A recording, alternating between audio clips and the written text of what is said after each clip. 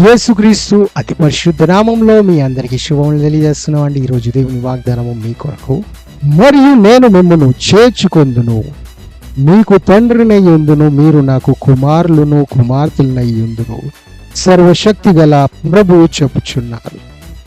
దేవుడు మనకు తండ్రిగా తల్లిగా అవుతారని చెప్తున్నారండి. తల్లి లేకపోయినా తండ్రి లేకపోయినా అన్నిటినీ ఆయన చూసుకునే తండ్రిగా మనకు ఉంటారు. ఏంటంటే ఈ లోకంలో చాలామంది తండ్రులు చేయలేదు, తల్లులు చేయలేదు అని పిల్లలు నిరాశపడతారు. కానీ దేవుడు చెప్తున్నది ఏంటంటే ఆయన మనకు తల్లిగా తండ్రిగా ఉంటారు. మనము ఎస్తేర్ని చూస్తే ఎస్తేర్కి తల్లి లేదు, తండ్రి లేదు, అయినా ఆమె రాణిగా నిలిచింది. అదేవిధంగా దేవుడు మనల్ని రాజుగా రాణిగా చేస్తారు. ఎందుకంటే ఆయన మనకు తండ్రిగా తల్లిగా ఉన్నారు కాబట్టి మనం ఆయనకి కుమారులుగా కుమార్తెలుగా అవబోతున్నాం కాబట్టి అయ్యాం కాబట్టి దేవుడు ఉన్నతమైన స్థాయిలో నడిపిస్తారండి.